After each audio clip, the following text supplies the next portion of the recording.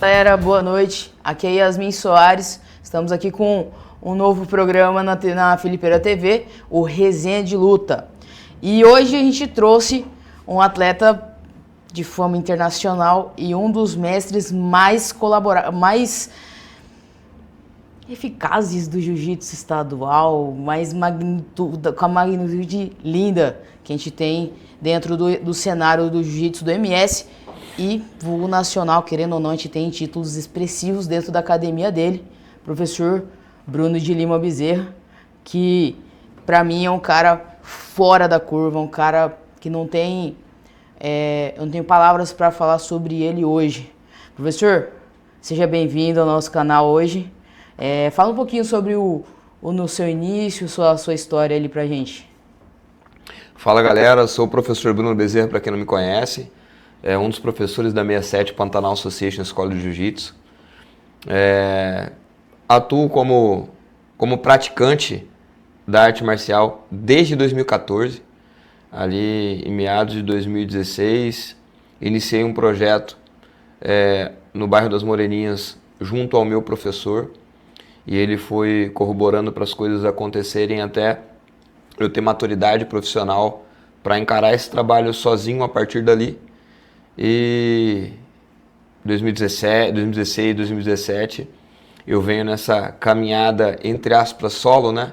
Sempre com o respaldo do meu professor e o apoio dos meus alunos, que durante esses 10 anos dessa trajetória como professor, venho agregando para que todos nós pudéssemos alcançar voos maiores.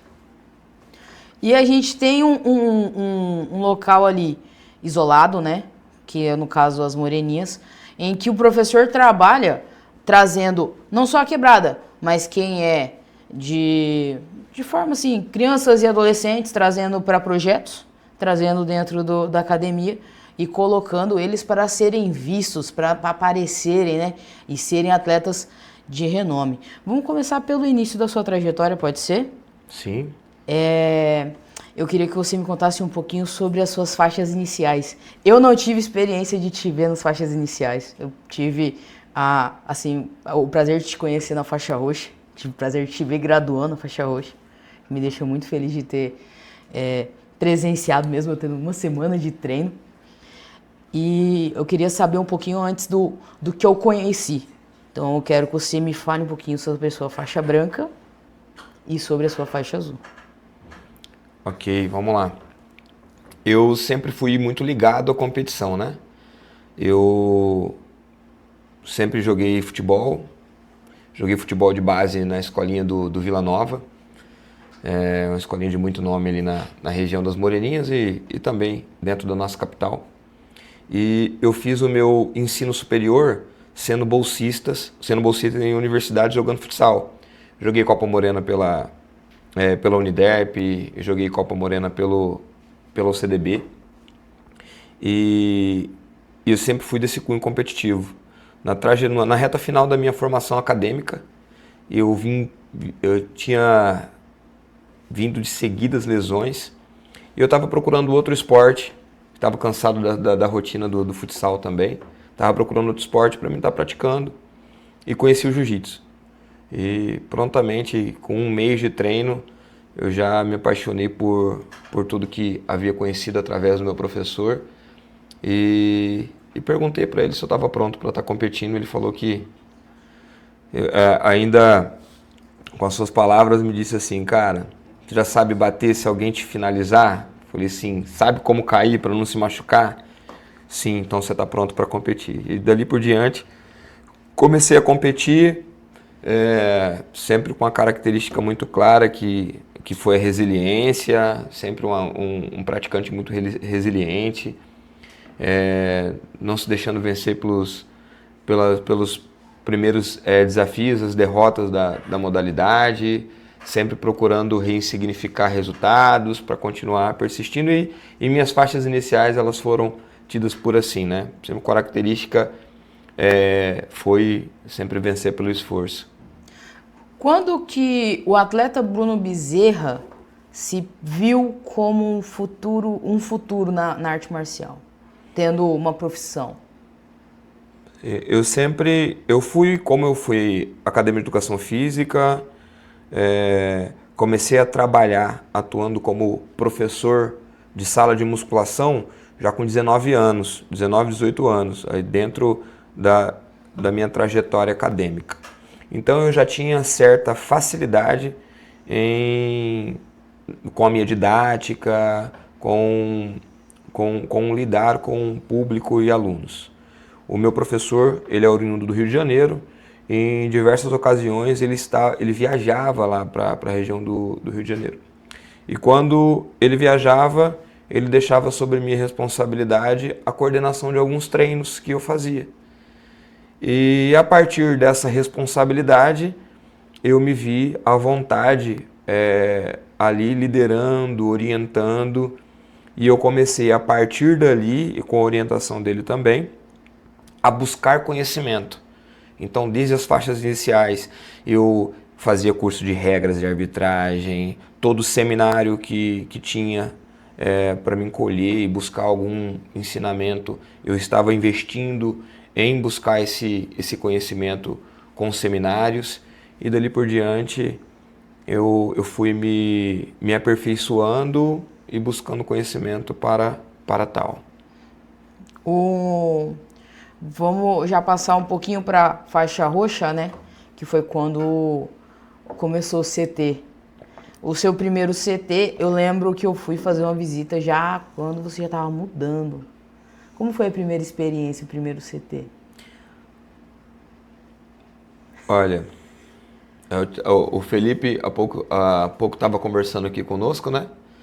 Falando que hoje ele tem um programa consolidado, assistido por muitos, mas que ele não chegou sozinho até aqui, né? Eu acho que todo profissional que está num caminho bem sucedido, ele tem várias pessoas ali junto, impulsionar essa caminhada. E quando eu tomei a decisão de abrir uma academia de jiu-jitsu, eu sabia que ali eu ia encontrar um desafio enorme, porque eu já estava bem confortável como professor de sala de musculação, profissional de educação física, já com alguns personagens. Só que eu me apaixonei pelo jiu-jitsu e eu quis tornar aquilo ali como a minha profissão. E todo empresário sabe, quando você abre uma empresa é sempre muito complicado. Eu com 2 filhas, casado, gerindo uma casa, eu tive a parceria da minha esposa para falar assim, vamos junto, e o que a gente tiver que passar de dificuldade ou desafio, a gente vai passar por ele junto. Então eu tive ela como minha esposa, Carol, como principal motor para me iniciar esse projeto, que se não fosse por ela, talvez eu não teria coragem suficiente para iniciar tudo isso aí. Um ponto assim que eu na época eu conheci você como meu parceiro de treino, né, na academia do Fábio, e via você competindo, não conseguia te acompanhar como professor. Como competição, as suas faixas coloridas, você sente que foi um agregado para você chegar na sua carreira com o tópico que você chegou a partir da marrom? Você cresceu tendo experiências? Ou esse ponto não é muito relevante? Você já, quando chegou na marrom, você já estava mais consolidado para chegar num alto nível? No nível competitivo, você diz, né? Já voltado para o competitivo. É o que eu falo para todos os meus alunos. Nada vai acontecer da faixa branca à faixa marrom. A gente tem muitos atletas expoentes no cenário internacional, nacional, que eles ganham campeonatos importantes da faixa azul à faixa marrom. E chega na faixa preta, o desenvolvimento não é o mesmo. E o que acontece? Tudo que foi dali para trás não é esquecido, mas não tem uma relevância como na faixa preta. O que eu tento transmitir para os meus alunos é que, e deixo eles confortáveis para errar principalmente, é que da faixa azul à faixa marrom, estamos construindo um jiu-jitsu sólido para quando chegar na faixa preta. E se eles passarem por desafios, dificuldades, terem derrotas em relação a algum aspecto técnico, e isso sendo corrigido no meio dessa trajetória, por exemplo, se ele perde um campeonato tomando o armlock, a gente vai voltar para a academia e vai corrigir aquele armlock para nos próximos campeonatos ele não tomar o armlock. Se ele for finalizado, se ele for vencido sendo raspado, a gente vai treinar a base dele para ele não ser raspado mais facilmente. E nisso a gente vai construir no campeonato a campeonato. Quanto mais campeonato disputar, mais a chance de a gente ter esse laboratório para que possamos transformar esse jiu-jitsu no jiu-jitsu sólido. E quando ele chegar na faixa preta, ele está sem buracos no jiu-jitsu, está com o jiu-jitsu sólido e pronto. Eu tive essa concepção também para o meu jiu-jitsu desde o começo. Então eu vou competir bastante para que eu tenha mais experiências e que essas experiências possam agregar para quando eu chegar numa faixa preta, que é onde as coisas elas começam a acontecer de verdade, os títulos eles começam a ter uma relevância maior, uma importância maior. A gente já está consolidado com um jogo bem encaixado, né? E toda essa trajetória não tem como competitiva, ela não tem como ela se desvincular da trajetória como professor, porque hoje a gente classifica o atleta de jiu-jitsu em 2 níveis, né? O faixa preta adulto, ele é um faixa preta profissional. O faixa preta master e as faixas iniciais, eles são atletas amadores. E mesmo durante toda essa trajetória de jiu-jitsu amador, eu agrego a minha parte profissional, porque todas essas experiências que eu ainda vivo competindo, eu transmito para os meus alunos para que quando eles chegarem na faixa preta, eles cheguem com essa solidez e quando despontarem para o jiu-jitsu profissional como faixas pretas, eles consigam ter a relevância que é primordial para eles se descolarem dos iguais. Eu tenho uma frase que eu levo para minha vida que eu ouvi uma vez do Fábio. O exemplo arrasta. Eu vou falar uma coisa, não é uma pergunta, é uma coisa que eu tenho pra mim. Depois que eu mudei de academia, eu passei a me alimentar melhor, passei a me hidratar melhor, passei a me fortalecer melhor e tive desenvolvimentos que eu não tinha antes. Então, movimentações que eu não fazia lá no Fábio, não por erro do Fábio, mas por falha minha de não elevar o meu nível, eu consegui soltar num rola do treino da tarde lá no Moreninho. Então, um exemplo de você ter... E eu falo pra todo mundo, eu vou na academia pra assistir treino. Eu vou. Porque pra mim, só de ver uma movimentaçãozinha sua diferente, que eu possa agregar no meu treino, eu já fiz uma aula diferente sobre isso. Vamos voltar para as perguntas que eu quase dei uma chorada. Como você enxerga a sua técnica de jiu-jitsu comparada com a época que você começou? Com o lado profissional, com o lado atleta. Eu sempre também eu faço essa analogia, essas comparações, aconselhando os meus alunos a olharem também para a caminhada deles com um pouco mais de leveza. A comparação com o outro, ela é totalmente nociva para o desenvolvimento do praticante de jiu-jitsu. Ela não serve para absolutamente nada, porque cada um carrega consigo cada um tem seu biotipo, cada um tem suas experiências de vida, cada um tem sua rotina, então a comparação com o outro, ela se torna insignificante. Mas essa comparação, sim, com o Bruno que começou e o Bruno hoje. E ela só é uma comparação válida quando isso serve para qualquer profissional, para qualquer âmbito, seja no esportivo ou não.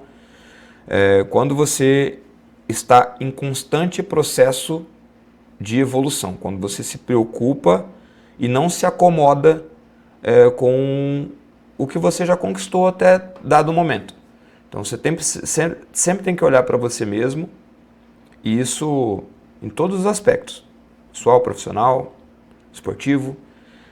Você tem que estar sempre conectado com a busca de conhecimento, com aperfeiçoamento, com a melhora nesses sentidos. Então, hoje, eu sempre me coloco como, eu sou feliz com o jiu-jitsu, com o meu nível técnico, mas eu não fico contente facilmente. Então, eu estou sempre ali descontente com algo, olhando com um olhar crítico para algum ponto do meu jiu-jitsu onde eu possa melhorar, e ali eu vou buscando melhorar, eu vou buscando evoluir, eu uso essas competições como desenvolvimento para mim me testar, para mim testar algo que eu venho treinando. Então eu estou sempre buscando uma melhora técnica em relação a algum ponto.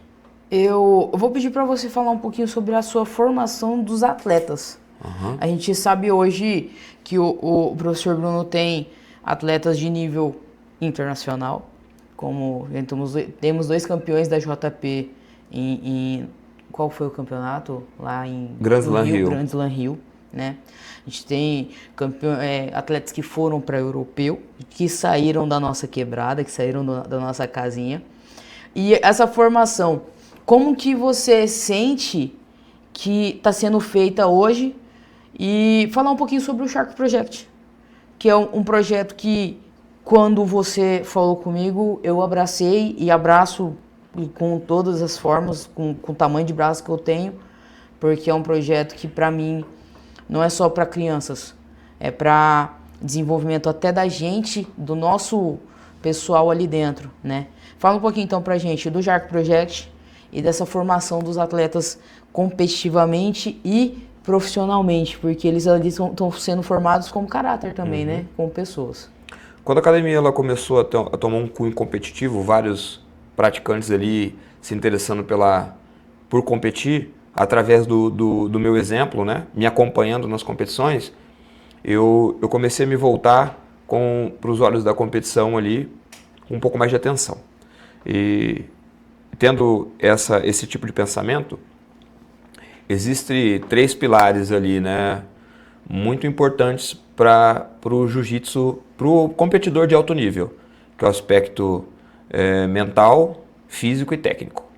Se esses 3 aspectos eles estiverem alinhados, a performance do atleta ela é melhor. O atleta consegue um auge competitivo ali por muito mais tempo, né, ele estando alinhado a esses 3 aspectos. Quando a academia ela foi formando, eu olhei para a academia dentro de uma comunidade e falei assim, o que eu posso tornar palpável e um sonho com um plano, uma rota onde a gente vai conseguir chegar no nosso objetivo, onde eu posso conseguir organizar para que na comunidade a gente faça um trabalho e dê reais condições dos nossos praticantes, nossos atletas competirem em alto nível, a nível nacional e mundial. Eu comecei a estudar, comecei a pegar referências das principais academias, o que elas fazem, de que forma trabalham. Aí vem a minha experiência acadêmica como profissional de educação física, conversando com alguns profissionais, e a gente vai começando a estudar. Eu tenho alguns cursos no campo da psicologia esportiva, eu tenho contato com nutricionistas que ajudam o projeto e fui armando bases ali, né? O atleta, ele, infelizmente aqui dentro do nosso estado, ele não tem tanto incentivo como precisa, né? Incentivo financeiro. E eu comecei a armar uma estrutura para que isso acontecesse. Aí eu preciso documentar isso para organizar num projeto para mim estruturar e dar sequência na ideia. Eu tive a ideia de montar o Shark Project, que é um projeto sem fins lucrativos que visa dar reais condições para os nossos alunos ali competirem em alto nível a nível nacional. Fiz uma parceria com a Academia Nova Forma, que ela dá algumas bolsas para os nossos atletas competirem, para terem um condicionamento físico. Conversei com a nutricionista Cauane Rodrigues, que é nutricionista de alguns atletas. Tem alguns outros patrocínios aí a Sua Nova Fotografia, conhece?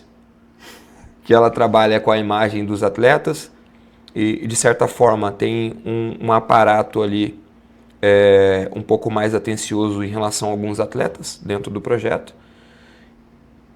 E dentro dessa estrutura, vamos dando condições para eles performarem e evoluírem. Dentro desse contexto todo, dessa busca de conhecimento para transferindo para eles, né? Eu sempre me preocupei em dar uma blindagem emocional, mental, para que eles se fortalecessem. Existe no brasileiro uma parada chamada assim, ó, complexo de vira-lata, onde nós damos um foco maior para nossa condição, né? Talvez social, né? Estrutural também, né? Cultural. E esquecemos das nossas valências e da nossa capacidade, principalmente a capacidade do brasileiro de ser resiliente, de ser criativo.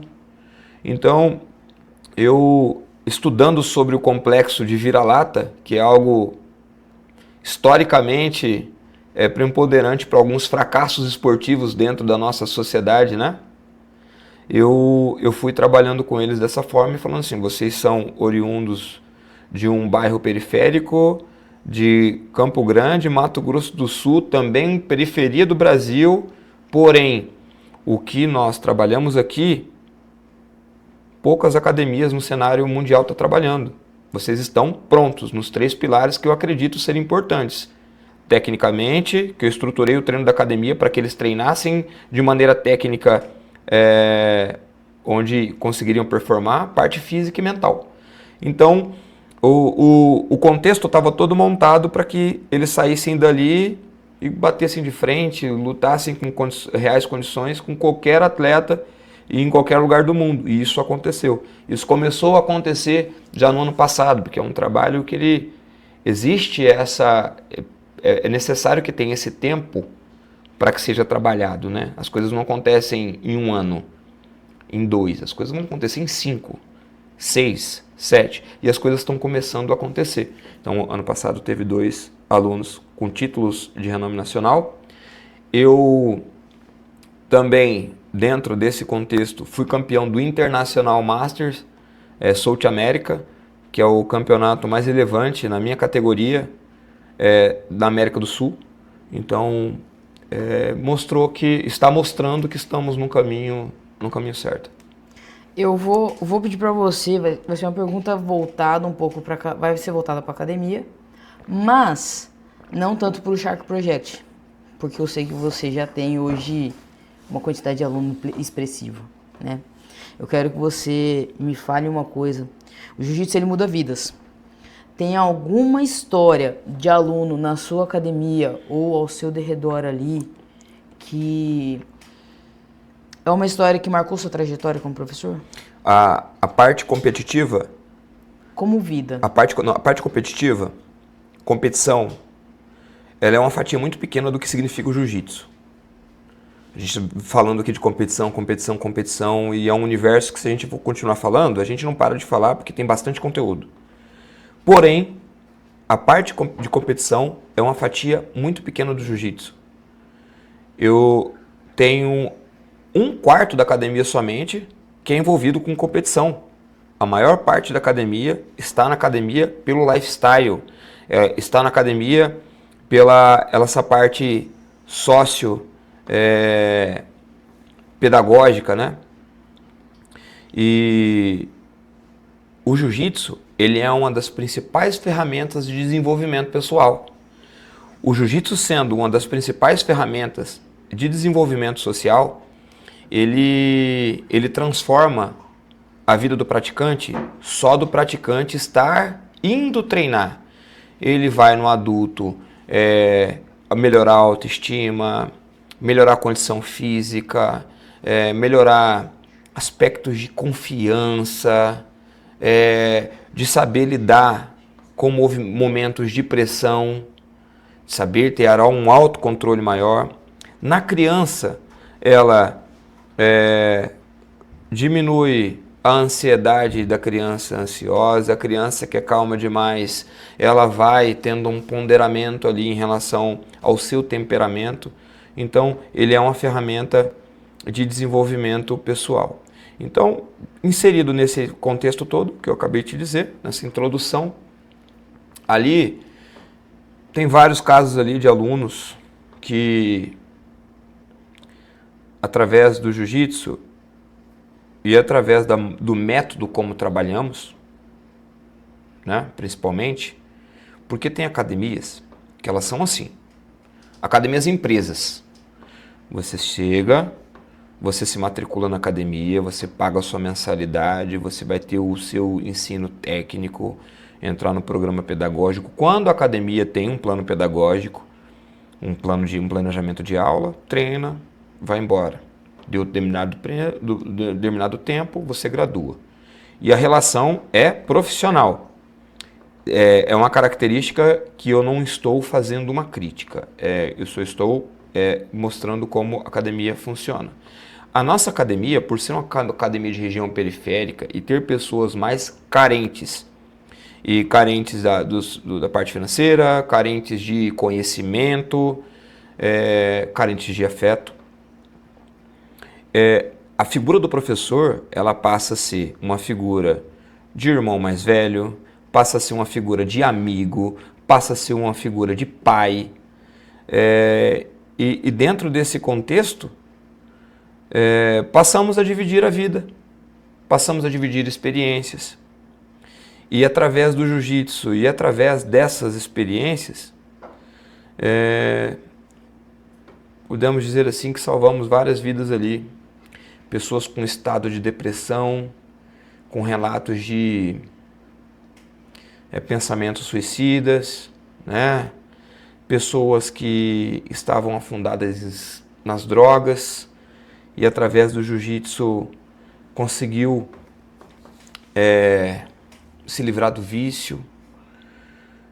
Então, essas histórias, elas não são uma, duas, para mim conseguir ticar, elas são várias. São várias. E que, com certeza, dá sentido ao que eu faço todos os dias no tatame. Por trás dessas medalhas que são conquistadas no decorrer da trajetória, que inclusive eu falo, elas servem para massagear o nosso ego e ficarem presas na parede. Os principais títulos que eu tenho são esses. São as várias pessoas que conseguimos tirar de um ciclo vicioso em drogas, as várias pessoas que conseguimos tirar de um estado de depressão, as várias crianças especiais com autismo, outra especialidade que os pais recebiam não em uma porta fechada, a gente conseguir trazer essas crianças para um convívio social e transformar a vida delas a partir do esporte. E isso aí, falo com um pouco de emoção, inclusive, esses são os principais títulos que eu tenho na minha carreira.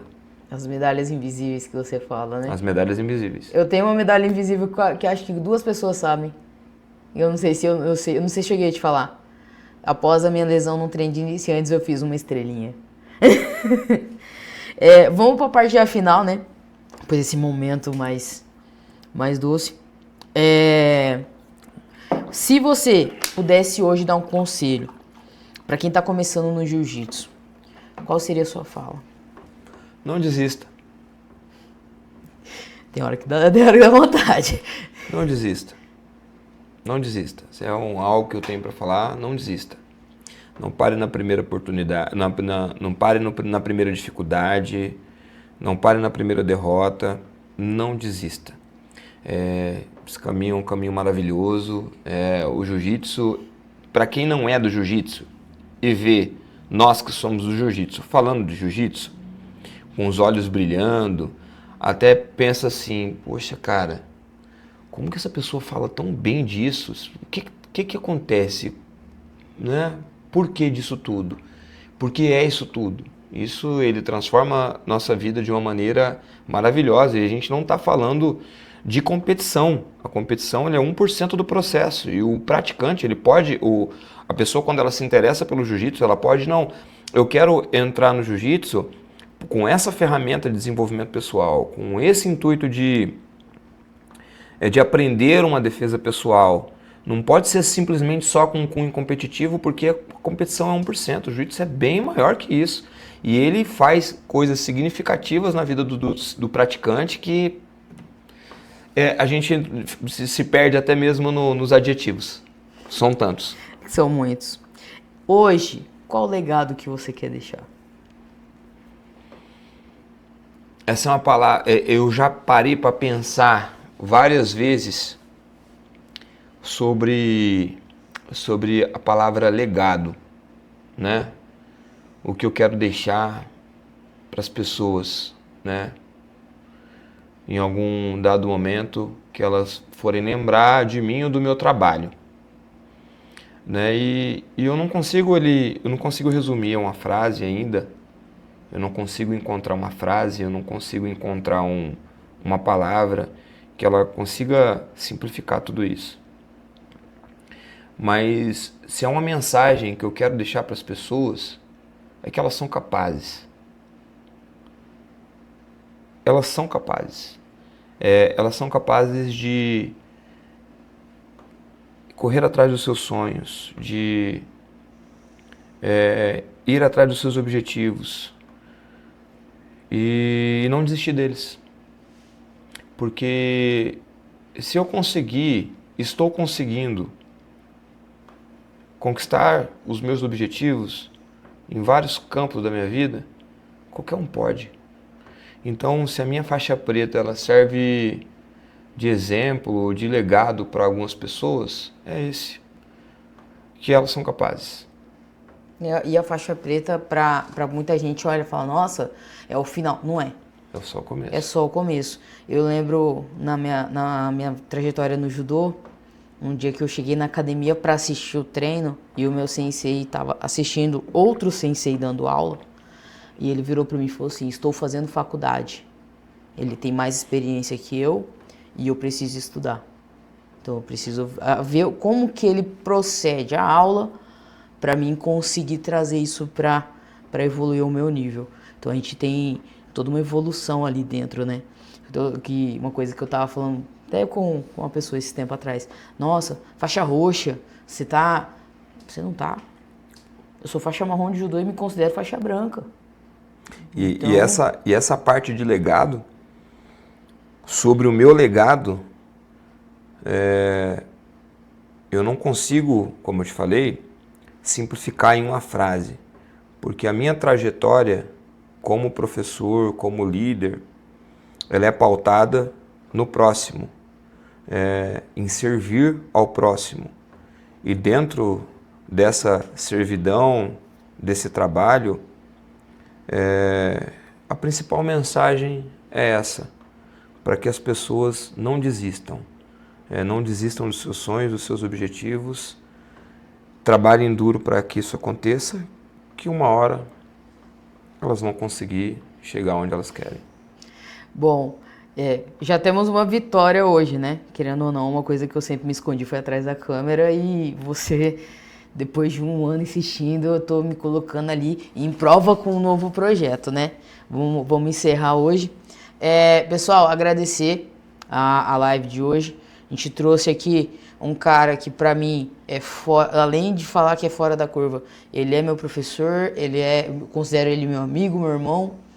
E trazer ele no primeiro episódio, como eu falei pro Felipe, seria emocionante porque eu abraço qualquer ideia do Bruno com relação a trazer para a academia, a evoluir ali a nossa moreninha. Falo nossa sem morar lá, mas praticamente minha casa, né? E deixar um pouquinho da história do cara que é literalmente um exemplo como homem, né? E pretendo trazer o Fábio, porque querendo ou não, ele foi meu primeiro contato ali. Eu vesti o kimono e falo pra todo mundo, se você vestir um kimono hoje, você não tira mais. Você vestir o kimono, você sente que você tá com uma armadura, você sente que você... A mulher se sente uma super heroína, o homem se sente de terno, de capa de super-homem, e assim a gente vai trazer as modalidades, né? Obrigada, sabe que eu te amo, você é um cara fora da curva, você é meu exemplo. Amanhã eu vou ter a honra de trazer e pretendo trazer isso pro canal, vou ver se eu compartilho e coloco no canal do Felipeira também, algumas cenas suas competindo. Uça! Tá bom? Uça! Obrigada, galera. Tenha uma boa noite aí. E a gente se encontra sexta-feira, semana que vem, no mesmo horário, aqui na Felipeira TV.